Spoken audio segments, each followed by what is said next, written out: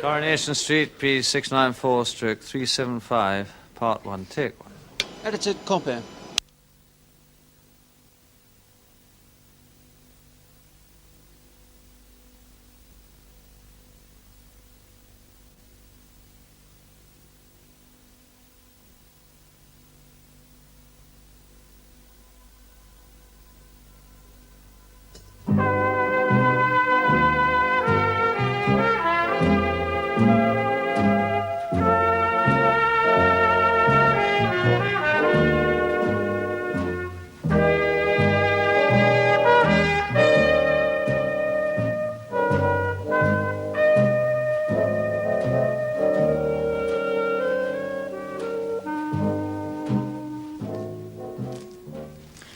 They reckon he was changing the shape of the inlet port that made all the difference, you know. Oh, what difference? To the Norton 850. Eh? Well, it put the power back, you see. What they'd lost on lowering the noise level like on the earlier model. You mind telling me what the heck you're going on about? I've just told you, the Norton 850. And what's an Norton 850 when it's at home? A bike, a motorbike. Don't you read your own magazines? Oh, and since when have you been a world-leading expert on motorbikes? Since I went living with one. Honest, when him and his mates get together, they can talk for hours. It's like something from another planet, honest. Hey, where did you get that magazine from, any road? I don't remember putting that on my order. Oh, I ordered it for Danny. Oh, I see. Way to a man's heart through his motorbike these days, is it? Hey, where did you meet him? A club in Manchester. Missed me last bus. He offered me a lift home on the back of his bike. And everything sort of happened from there? Well, not straight away. No, I mean, he asked me for a date. We went out for a few times and things just seemed to happen, you know. I know. I've been trying to work it out. What's different about Danny? I think what it boils down to is, well, he's the man. Yeah. I mean, the others that I went out with before, well, they was just lads. Do you know what I mean? Too true, love. Can I ask you something? Help yourself. Would you ever do it again? I mean, go and live with somebody? Well, living over at Brush is all right, I suppose. When everything's going all right. All the advantages of a marriage with none of the disadvantages, you might say. But when they're not, and let's face it, love, nothing goes right all the time. Well, perhaps it's just a bit too easy to scrub it and start looking round for something else. Let's face it, love, you could just be scrubbing the only really worthwhile thing you're ever likely to come across. But that's part of the attraction for us. I mean, neither of us feel tied to each other. That's all right then, isn't it? Look, I could show you some marriages that are living hells. I could probably show you more than you could show me, but they can't all be like that, can they? Otherwise, the institution would never lasted this long. How long have you been living with him now, then? About a month. Does your Auntie Annie know? Not yet. Are you going to tell her? When I'm ready. Why not? There you are, dear. Cheers. Have your services been called upon yet, then, Mrs. Walker? Thought it would have been right up your street, that, Oscar Wilde. What's all this, then, love? Well, this play that Ernie Bishop's doing over at the community centre. The importance of being earnest. Really? That's very adventurous for an amateur company. Not half as adventurous as the one we turned down. And when's all this going to happen? Well, it's hard to say. None of the parts have been cast yet. Do you know, I would have been sure there was a part in there for you somewhere, Mrs. Walker. Was you really, dear? Yeah. Lady Bracknell to the manor born, I'd have said. Oh, how nice of you to say so. Although I think we must all agree that when it comes to Lady Bracknell, dear Dame Edith has rather said the last word on the subject. Yeah, that's true, I suppose. On the other hand, of course, in my small experience as an actress, I've always felt that it's largely a matter of personal interpretation. What exactly do you mean, Mrs. Walker? Well, what I'm trying to say, dear, is that Dame Edith would obviously find many things in the part that I wouldn't. Yeah? On the other hand, and I don't want to blow my small trumpet, but the converse must also be true, mustn't it? Do you know, if I hadn't heard that with my own eyes, I'd never believed I'd seen her say it. Rise, sir, from this semi-recumbent posture. It is most indecorous. Mamma, I must beg you to retire. This is no place for you. Besides, Mr. Worthing is not quite finished yet. Finished? What, may I ask? I am engaged to Mr. Worthing, Mamma.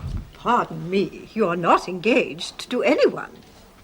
When you do become engaged to someone, I, or your father, should his health permit him, will inform you of the fact. An engagement should come on a young girl as a surprise, pleasant or unpleasant, as the case may be. It is hardly a matter that she could be allowed to arrange for herself. Right, And thanks, now Emily. That's very nice, very nice. Well, there is another rather interesting passage that's later. Fine. No, it gives me a good idea of your potential in this part. And we don't want to get you stale for this afternoon's auditions, do we?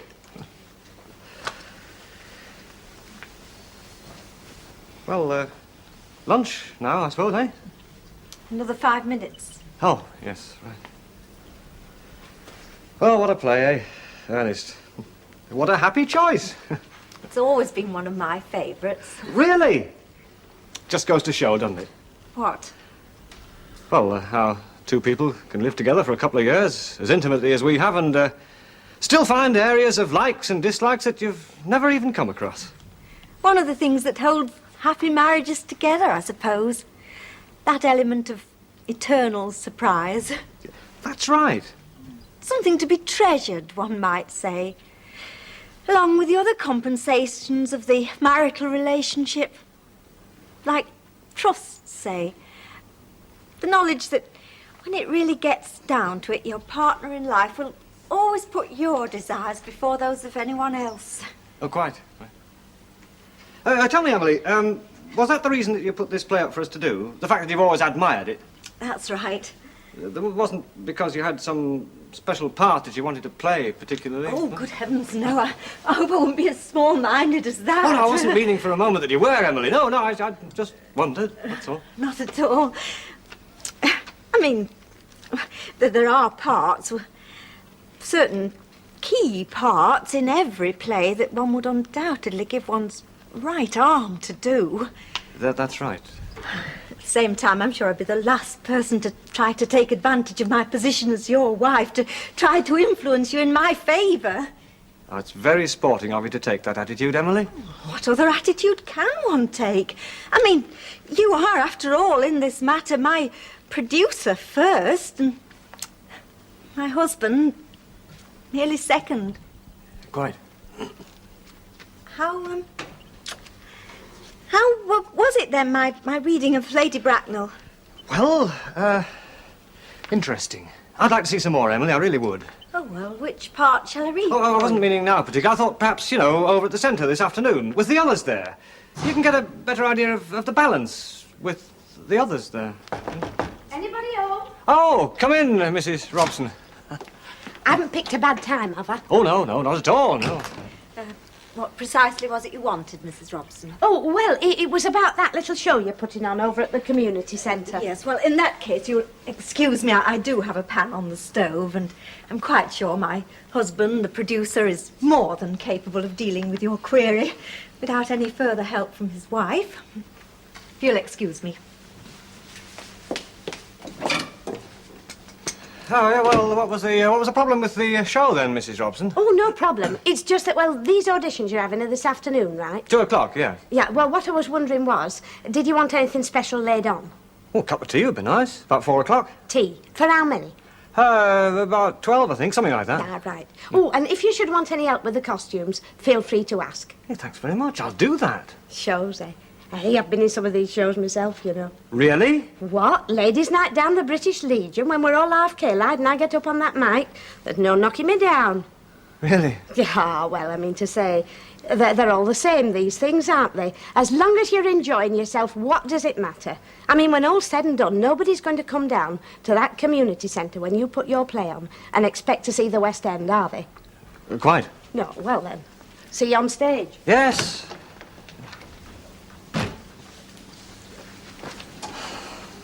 There you are, Stanley. There you are. Thank you. There you are, love. Meat and potato pie. If you find any meat in it, hand it on the counter, you get 2 for note.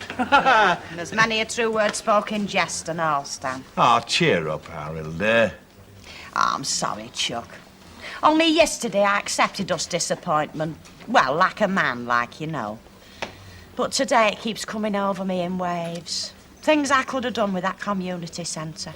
Of course, you know what's wrong with us, don't you, Chuck? Aye. Our faces don't fit, that's obvious. Don't I know you from somewhere? Go on, I bet you say that to all the fellas. Oh, you should be so lucky, ducky. What can I get you, any road? Pint of bitter, please. Pull us a pint while you're at it, will you, Blue Eyes? Yes, master. Is that your repart side, the 2-pot? That's right. Yeah, nice job. Ought to be the bread it cost. Yeah, I can see that. Thirsty, is she? Oh, it depends how you treat him. Take it easy, you get 75 miles to the gallon. Big handfuls of throttle you down to 40. What's the engine and the gearbox like? Oh, great. 5 gears. Develops 28 to 30 brake horse at maximum revs. Well, you know a bit about bikes, do you? Know a lot about bikes. It's my job. Well, get away. Here, I'll get these. Oh, so. £1.5 a litre. That's all. And how are things with you? Oh, fine.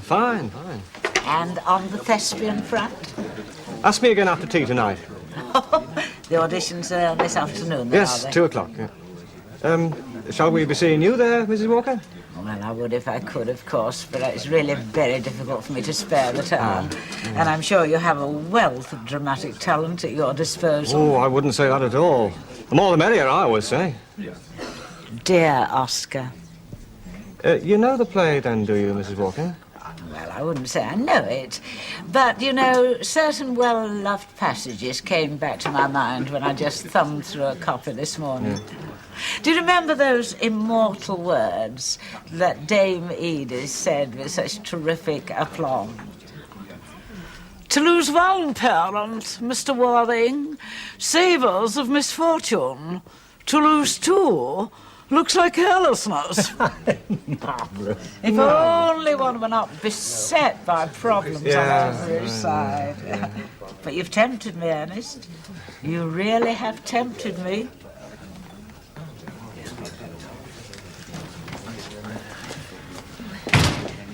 Ready to go over there, then, are we? Yeah, why not?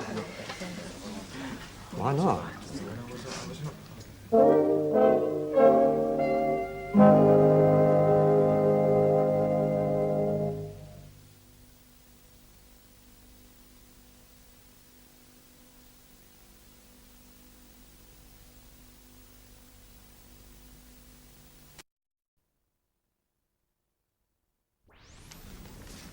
Coronation Street, P 694/375, Part 2, Take 1.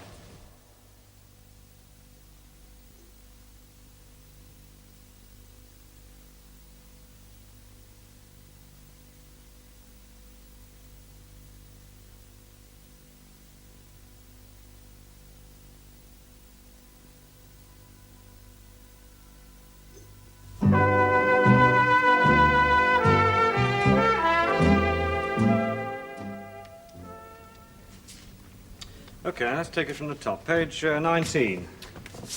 From how old are you? That's right. I'll read in Jack for you. How old are you? 29. A very good age to be married. I have always been of opinion that a man who desires to get married should know either everything or nothing. Which do you know? Okay, Emily, can we just hold it there for a minute? What's the matter? Yes, exactly. What is the matter? That's what I've been asking myself ever since you first read this to me at lunchtime.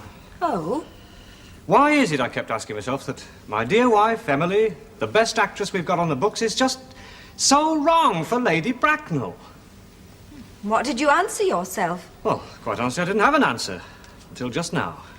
Just now? There's all this talk about age and things. That's what's wrong, I said to myself, her age. She's just too young and attractive. Oh, really, Ernest? I mean, no one's disputing the fact that the character we're discussing is somewhat older than I am. Let's face it, she must be practically a septuagenarian, but I can't see what relevance that has. There are such things as makeup. Yes, but what a waste, Emily, what a waste! Well, I don't know what you mean. All right, so I give you the part of Lady Bracknell, right? Yes. So what happens come first night? What are they going to say out there? They're going to say, what a waste. What waste? A waste of you, love. Why should I throw Emily away on Lady Bracknell when she's obviously so much better suited to the part of Gwendolen? I see. So you don't see me as Lady Bracknell, then? Oh, it's not that I don't see you in the part, love. Nobody could doubt that you could do it. It's just that I see you much more positively as Gwendolen. I'm prepared to play any part you want me to, of course. But to be brutally frank, Ernest, dramatic talent isn't all that thick on the ground around here. If I don't play Lady Bracknell, who else have you got? To be quite honest, Emily, I haven't the faintest idea. But that's not the point.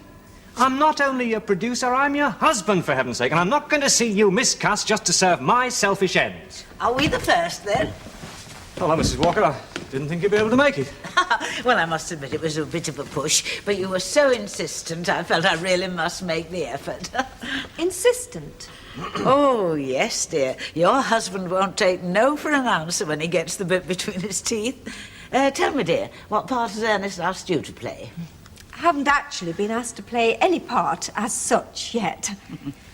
Which part have you been invited to play, Mrs. Walker? Oh, well, dear, it's hardly for me to preempt the position of the producer. But when you come to think about it, well, there's really only one part I could play, isn't there? Well, what's keeping the others? Oh, I see they've sent you a card then. For Mothering Sunday, yes. I wonder which of them did this. I expect they both had a hand in it. Aye. Right, well, I'll be seeing you. Uncle Albert, before you go, there's something I want to say to you. Oh? About the twins. This business of not bringing them down from Scotland. What about it? Well, I think you've got the wrong impression about it. Oh, you do you? I get the feeling you're blaming Ken for all this. Well, who else can I blame? He's the father. And it's a poor sort of father that doesn't want his own kids. That's what I'm trying to tell you. He does want them. I was the one that said no. Oh, I see.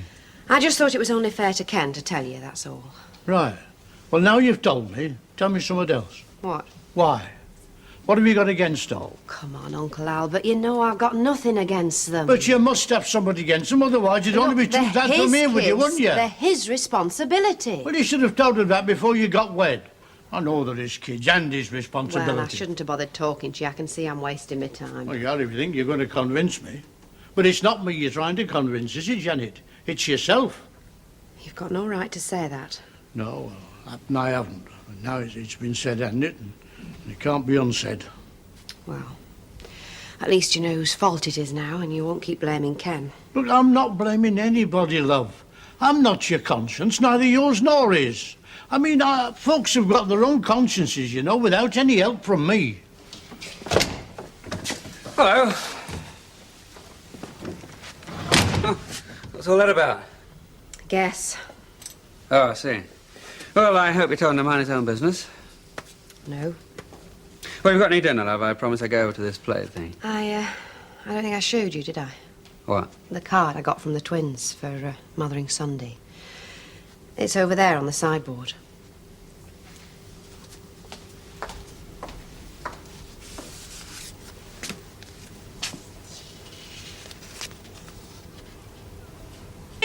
Yeah?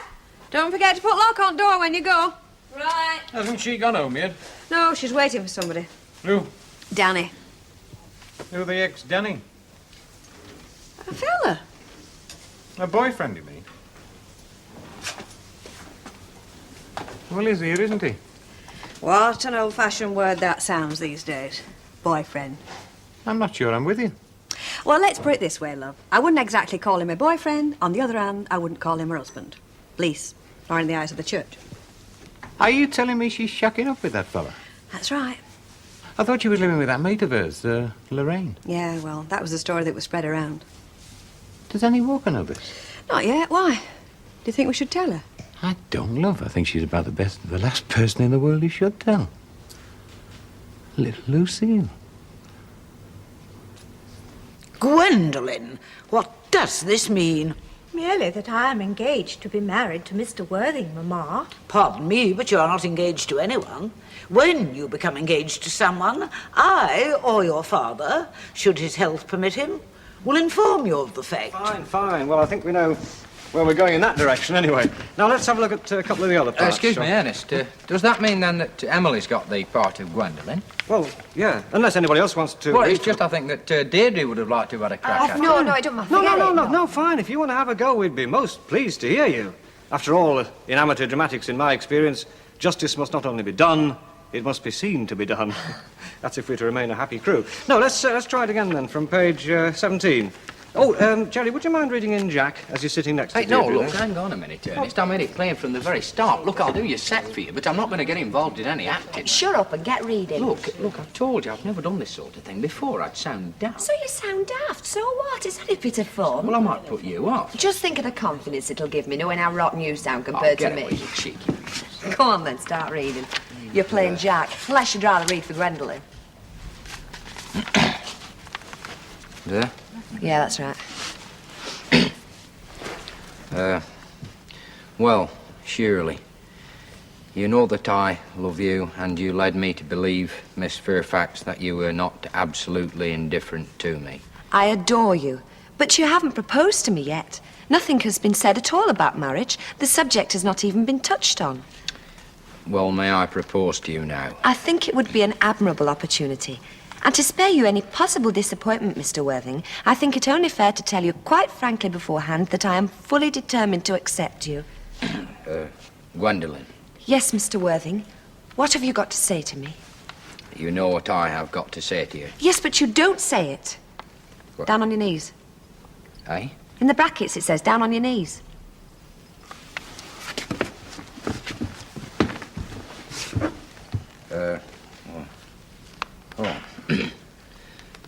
Gwendolen, will you marry me? Of course I will, my darling. How long you have been about it. I fear you have little experience in how to propose. Oh, Ernest, what wonderful blue eyes you have. They are quite blue. I hope that you will always look at me just like that, and especially when there are other people present. Very good, Deirdre, very good. You know the part of Gwendolen, then? Yeah, do you? well, bit, yeah. What, a bit? She only won the flipping Drama Festival Award when her school did it once. Really? That the right one, then? Yeah, that's it. Thanks, kid. That's 30p you owe me. Take it out the housekeeping, eh? All right. Yeah. I got a bit of news for you. Oh? I've got a new job. What? Working on bikes. Great, where? Down that garage by the canal. The canal garage? Yeah, that's it. Oh, how did that happen? Well, this chap I met in the pub at dinner time, Billy Walker, we got chatting. He said he was taking on. Why, what's the matter? Oh, no, nothing. Why should there be? I can't imagine, but there obviously is. Now, come on then, what is it? Well, I've said it doesn't matter. Look, it does matter. Now, come on, spit it out. Like, it's just that I know him, that's all. Oh, I see. Ex-boyfriend, is he? Oh, no. That's where I used to live, the Rovers. Oh, I see. Look, when my dad died, my Auntie Annie sort of took me in, you know, sort of adopted me, and since then Bill has been, well, like a... Brother? Yeah, that's right. And he doesn't know a thing about us, right? Well, nobody knows about us. Well, nobody that matters, any road. Yeah, but how long do you think you're going to be able to keep it quiet, love? Who says I want to keep it quiet? It's my life and I can do what I want with it.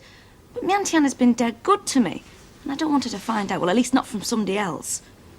When she does find out, I'll be the one who tells her. Do you know what I mean? Oh, don't worry, love. I won't let on. Thanks, Danny. Let's go home, shall we? Oh, cup of tea? Not for me, thank you. Look, Emily, Yes? about the part of Gwendolen. I'd rather not talk about it, thank you very I much. think we ought to talk about it. We cannot go through the rest of the production sulking at each other. Wasn't aware that I was sulking. Of course you were sulking, Emily. You've hardly so much as looked at me since I gave Deirdre that part. Thank you, Ernest. Thank you very much. What for? For the opinion you obviously have of my level of intelligence. I don't know what you mean. Then pray allow me to illuminate you on the matter. I wish you would. Do you honestly think that I would be so childish as to sulk just because you happen to have given a part to that young woman, a part, incidentally, that I never wanted in the first place, but had thrust upon me by you? Look, you saw how she read the part. You saw the reaction of the others. I'd have been lynched if I hadn't given her the part after that. The part is of no importance, Ernest. It's you I'm concerned about, Ernest. You and your barefaced dishonesty. Dishonesty? Me? That was what I said, Ernest, and that was what I meant. Did you, or did you not, invite Annie Walker to play the part of Lady Bracknell? Well, not in so many words. How many words did you use? I merely asked her to come to the auditions, that's all. Well, that was certainly not her impression. She turned up at that hall today like Vivian Lee arriving for the first day's shooting of Gone with the Wind. No, Emily, be fair. Who else was there for the part? Who? I keep trying to get through to you, Ernest. It isn't the part that's at issue. It's your attitude before auditions even started. Stringing me along, humouring me with promises of a part that you patently had no intention of giving me. Of course I intended to give it to you, but you saw how it went. Oh, come on, Emily. There are the good parts. I feel sure there must be, but do me one favour, Ernest, and please don't offer any of them to me.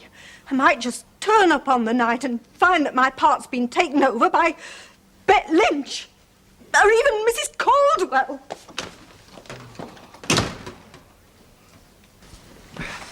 How'd it go then?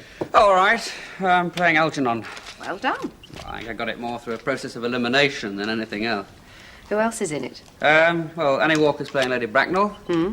Deirdre's playing Gwendolyn and Len and Jerry Red. Oh, I bet that was good for a laugh.